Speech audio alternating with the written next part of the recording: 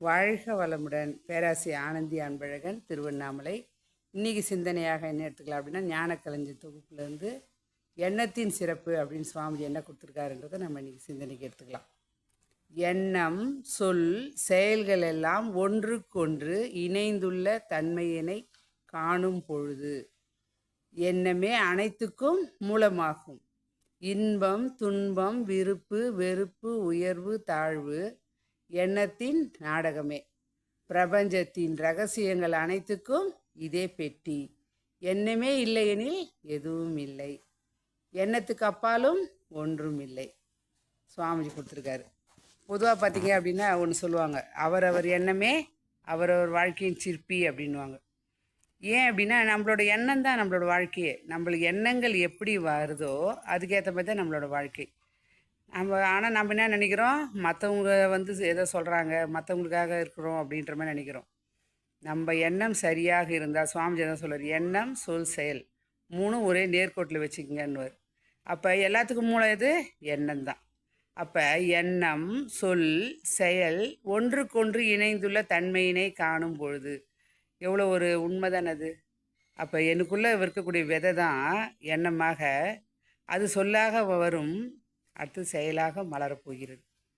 அப்போ நான் அது ஒன்றுக்கொன்று இருக்க தன்மை என்ன பண்ணுங்க, இதுதான் அதுவாக மலருது அப்படின்னு தெரிஞ்சுக்கிட்டும் போது எண்ணமே அனைத்துக்கும் மூலமாகும். எண்ணம் தான் எல்லாத்துக்கும் மூலம். அப்போ நம்ம தெரிஞ்சுக்கிட்டோம் அப்படின்னா, அதை பற்றி நம்ம புரிஞ்சுக்கிட்டோம் அப்படின்னா சிறப்பாக வரும். சுவாமிஜியோட 10 ஆண்டு காலம் ஆராய்ச்சி தான் எண்ணம் ஆராய்தல் அப்படின்ற தலைப்பில். அப்போ நாம் என்ன பண்ணுறோங்க, எண்ணத்தை சரியாக வைத்து கொண்டோம் அப்படின்னாவே எல்லாமே கரெக்டாகிடும். ஏன்னா அதுதான் ஒரு புள்ளியாக ஆரம்பித்து நம்ம வாழ்க்கையில் தொடர்ந்து வந்து கொண்டே இருக்கிறது. அப்போ இன்பம், துன்பம், விருப்பு, வெறுப்பு, உயர்வு, தாழ்வு எல்லாமே எண்ணத்தின் நாடகம்தான். அப்போ பாருங்கள், ஒரு இன்பம் வந்துச்சு அப்படின்னா சந்தோஷம் வருது, துன்பம் வந்தால் தோண்டு போகிறோம். ஆனால் அடுத்தது ஒரு இன்பம் வருது, இல்லை விருப்பம் வருது அப்படின்னா திருப்பி அதில் வர்றோம், சந்தோஷப்படுறோம். அப்படின்னா என்ன காரணம்? நாம் அந்த எண்ணத்தின் தான், நம்மளோட எண்ணங்கள் தான் அப்படி மாறுதுன்றதை தெரியாமல் நாம் என்ன நினைக்கிறோம், அது வேற இது வேற நினைக்கிறோம். எண்ணம் தான் எல்லாத்துக்குமே. எந்த ஒரு எண்ணம் நம்மை அசைக்கவில்லையோ நாம் சிறப்பாக வாழ்கிறோம் என்று அர்த்தம். அதை சொல்லுவாங்க, கண்ணை மூடிட்டு நம்ம தவம் பண்ணுறோம் அப்படின்னா எண்ணங்கள் ஓடக்கூடாது. எண்ணங்கள் ஓடுது அப்படின்னாவே நாம் இன்னும் தவத்தில் ஆழ்ந்து போகவில்லை. அப்போ தவத்தில் ஆழ்ந்து போகிறோம் அப்படின்னா எண்ணமே இல்லாத ஒரு நிலை வருமானா வராது. ஆனால் எண்ணத்தின் அளவு குறைய ஆரம்பிக்கும். அதுதான் சொல்கிறார் சுவாமி. விருப்பு, வெறுப்பு, உயர்வு, தாழ்வு எல்லாமே எண்ணத்தின் நாடகம்தான்.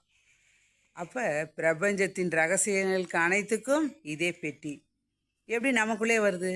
அது பிரபஞ்ச ரகசியம் தெரியுது. நம்ம எந்த தவத்தில் எங்கே ஆழ்ந்து போனாலும் எண்ணத்தை சின்னதாக கடுகளவு சுருக்கிறது நாம், பெரிய பாறை அளவுக்கு உயர்த்திக்கிறது நாம் தான். அப்போ எண்ணம் தான் அனைத்துக்கும். இதுதான் பார்த்திங்கன்னா ரகசியங்களுக்கு அனைத்துக்கும் இதே பெட்டி. எண்ணம் இல்லையெனில் எதுவும் இல்லை. எண்ணம் இல்லை அப்படின்னு சொல்ல முடியாது. ஏன்னா அவரவர் எண்ணமே அவரவர் வாழ்க்கையின் சுவாமி சொன்ன மாதிரி நம்ம எண்ணங்களை சரிப்படுத்தி கொள்ளும் பொழுது நாம் அந்த நிலையாக உயர்கிறோம். சுவாமிஜி ஒரு பாடலில் சொல்லியிருப்பார், எப்பொருளை, எச்செயலை, எக்குணத்தை, எவ்வுயிரை ஒருவர் அடிக்கடி நினைத்தால் அப்பொருளின் தன்மையாக நினைப்போர் ஆற்றல் உடலிலும் அறிவிலும் மாற்றம் காணுவார். உண்மை தான். அப்போ நான் இப்படி தான் இருக்கணும் ரோல் மாடலாக அப்படின்னு சொல்லி நம்ம எப்பயுமே இருந்து அந்த சுத்த வெளியிலையோ அல்லது சுவாமிஜியோ நம்ம நினச்சிக்கிட்டே இருக்கும்பொழுது நாம் அதுவாக மாறக்கூடிய தன்மையாக வரும். அப்போ எண்ணம் இல்லையெனில் எதுவும் இல்லை. ஆனால் அதே மாதிரி பார்த்திங்க அப்படின்னா எண்ணத்துக்கு அப்பாலும் ஒன்றும் இல்லை. எண்ணம் தான் எல்லாத்துக்கும் காரணம். நம்ம புரிஞ்சுக்கிட்டோம் அப்படின்னா வாழ்க்கையில் சிறப்பாக வாழ நம் எண்ணங்களை சரிப்படுத்தி கொண்டு ஈஸியாக சொல்லுவாங்க. 2 விஷயம். ஒன்று பார்த்திங்க அப்படின்னா நல்ல எண்ணம், தீய எண்ணம் தான் வரும் கண்டிப்பாக. அப்போ வெளியே சொல்லக்கூடியது அனைத்தும் நல்ல எண்ணங்கள். உள்ளுக்குள்ளே நான் வச்சுக்கிட்டேன் அப்படின்னா அது என்னையும் துன்பப்படுத்திக்கிட்டு மற்றவங்களுக்கும் துன்பத்துக்கு ஆளாகும். அந்த விதத்தில் நம்ம எண்ணம் இல்லாத நிலை இருக்க முடியாது. ஆனால் எண்ணம் வரும். எது தேவை தேவையில்லைன்னு நம்ம சரிப்படுத்திட்டோம் அப்படின்னா வாழ்க்கை சிறப்பாக வாழும் என்று சொல்லி இந்த அற்புதமான வாய்ப்பை அளித்த இறைநிலைக்கும் குருவர்களுக்கு இதுக்காலம் செவிமடுத்த அனைத்து நல்ல அன்பு உள்ளவர்களுக்கு நன்றி. மீண்டும் சந்திப்போம், சிந்திப்போம். வாழ்க வளமுடன்.